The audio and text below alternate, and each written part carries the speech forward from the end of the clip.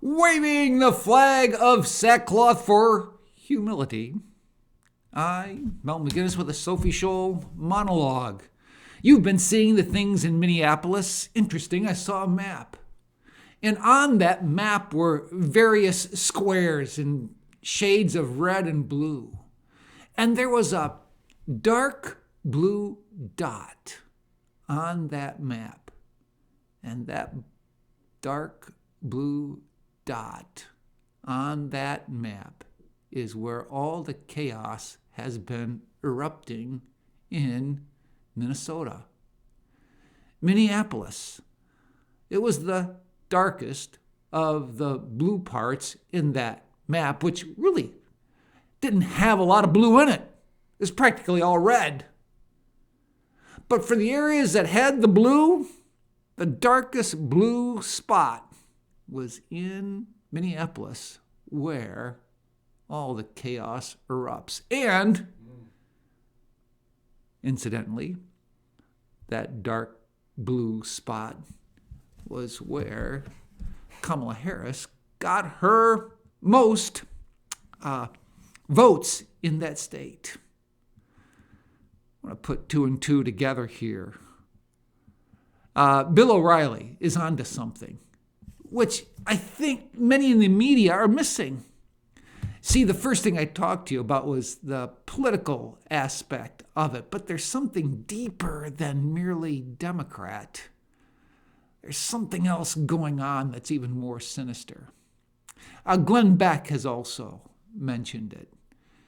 And as Bill O'Reilly was reporting on it, this is what he said. Now, here's the most important part of this whole thing. There is a man in Shanghai, China, an American citizen. His name is Neville Roy Singham.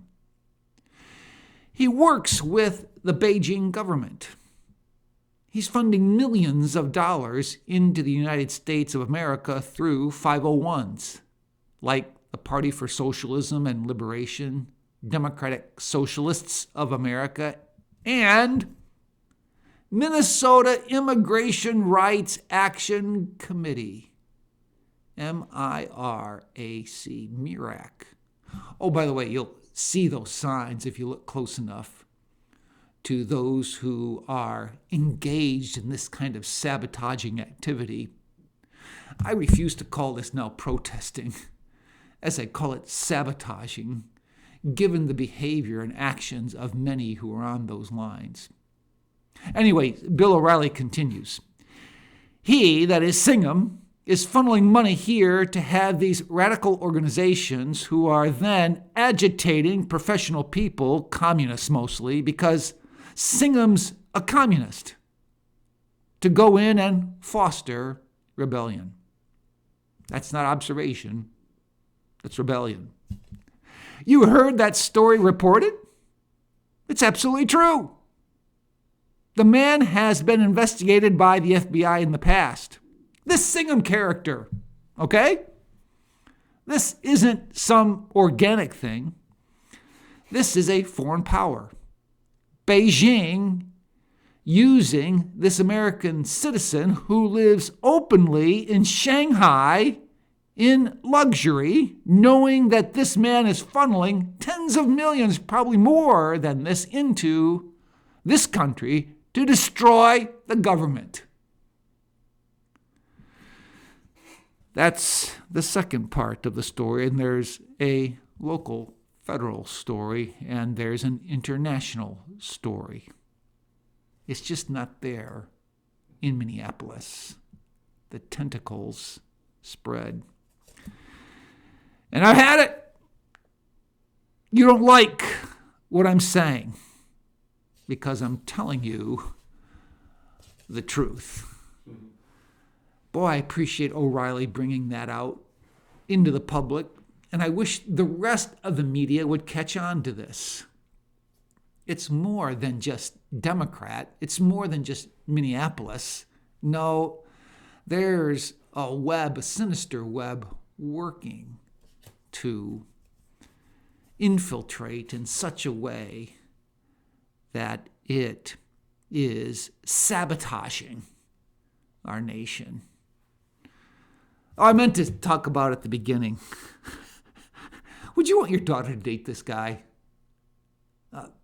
This guy that Anna Navarro of CNN calls the perfect guy. The guy that you want your daughter to date. He's the man you want your son to be. They can't malign him. And nothing is said about him that's not wonderful. Wow, wouldn't you want to have your daughter date a guy like that? Come to find out, the guy's divorced because his wife couldn't take him any longer. So why would you want your daughter to date him when his previous wife couldn't put up with it anymore? Oh, this guy, he's caught on video kicking out the taillight of an ICE vehicle. Oh, this guy shouting obscenities as ICE is trying to do their work. This guy gets into an altercation so much so that the ICE officials had to take him down. He ended up with a cracked rib. This guy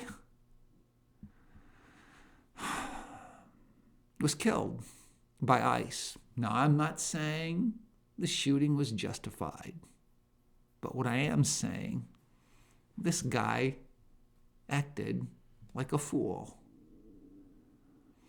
He did that which put him in a position where his stupid game resulted in a stupid prize. And we'll let the law figure out if it was murder, manslaughter, whatever.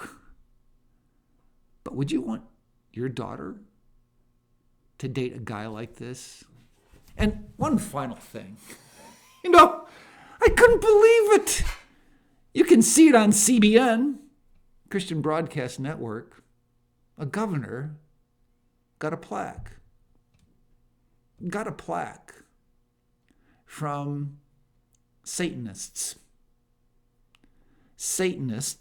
who applauded his facilitation of having them practice their religion.